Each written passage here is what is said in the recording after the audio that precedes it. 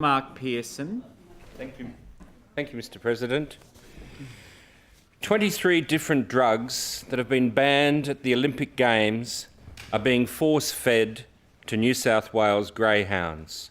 This is information that is in the boxes of documents that have been delivered by Greyhound Racing New South Wales for public observation. Greyhounds are being given cocaine, ice, amphetamines to improve performance.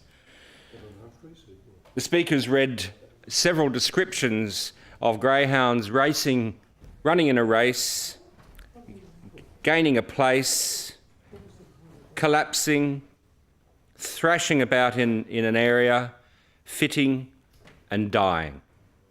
In recent years, the greyhound industry has seen numerous challenges to its tenuous grasp on any social licence or right to exist in a civilised and progressive society. Some of the challenges include links to money laundering, clearly animal cruelty, the annual slaughter of thousands of healthy dogs, the practice of live baiting, the genetic loading of the animals to become Frankensteins of themselves with musculoskeletal problems that are just simply part of every greyhound that is bred up in the racing industry. Frankensteins of animals are being created just like broiler meat chickens so that in attempts to make them run faster and faster. Now, animal doping and widespread abuse of prohibited substances can be added to the list. Since 2010, there have been some 321 investigations of misconduct investigated by Greyhound Racing New South Wales against registered trainers and owners of greyhounds. Almost 70% of these investigations relate to the use of drugs and other prohibited substances in greyhound racing.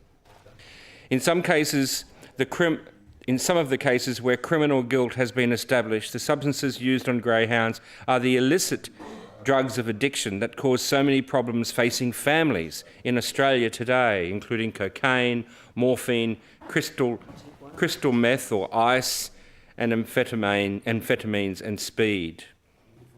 There have been 203 people found guilty of drug abuse and prohibited substances in the New South Wales greyhound racing industry alone. Greyhound Racing New South Wales currently has 43 open inquiries and investigations where laboratories have evidenced of prohibited substances being used. Cumulatively, these admissions of guilt-independent evidence of prohibited substances abuse comprise of excess of 20% of the entire New South Wales greyhound racing industry. And this is what has become apparent with only having looked at 27% of the material that has become available for public scrutiny. Okay. And once you've found that. And in the publications, in the documents that have been procured, leading up to Four Corners program that was aired in February last year, what is very apparent is that as the Greyhound Racing New South Wales and members of the industry were preparing for the aftermath of the broadcasting of the Four Corners program, where did Greyhound Racing New South Wales recommend for everybody who was up to their eyeballs in criminal activity, where did they seek refuge? Where was it recommended for them to turn to seek solace and to seek armour and seek a shield? It was News Limited.